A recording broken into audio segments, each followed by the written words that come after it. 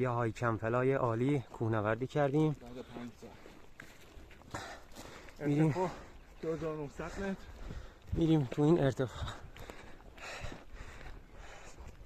پرواز کنیم به سمت اونور. آقا میتی حرفی نداری؟ والا دیگه حرفی نمیزنم. خسته شدیم واقعا. یه جا پیدا کنیم تیکاف کنیم. اومدیم سایت پاقلعه، بچه ها دارن آماده میشن برای تیکاف. سجاد یه جوری فیلم بگیم مثلا داریم پرواز.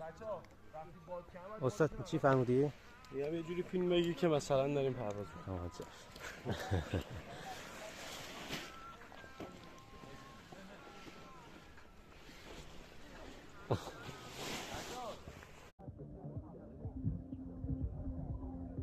اگه وزنو میذاری سمت دشت بالت تمایل پیدا میکنه بره سمت دشت و بره که سمت کوه پیزه رو بیشتر بگیره.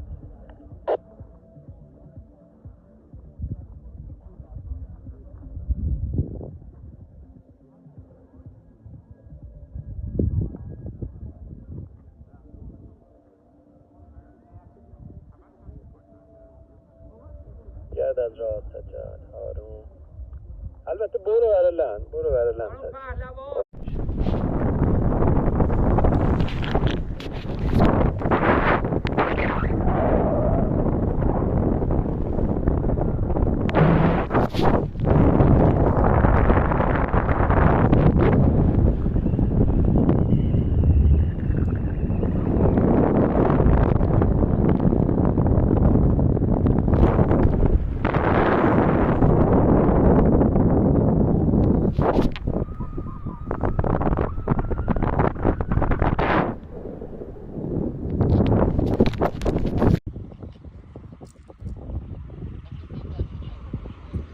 ماشاءالله سجاد،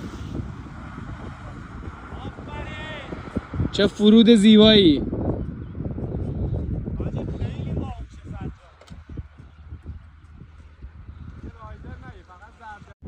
اومدم اینجا لند کردم، یه جای بسیار زیبا.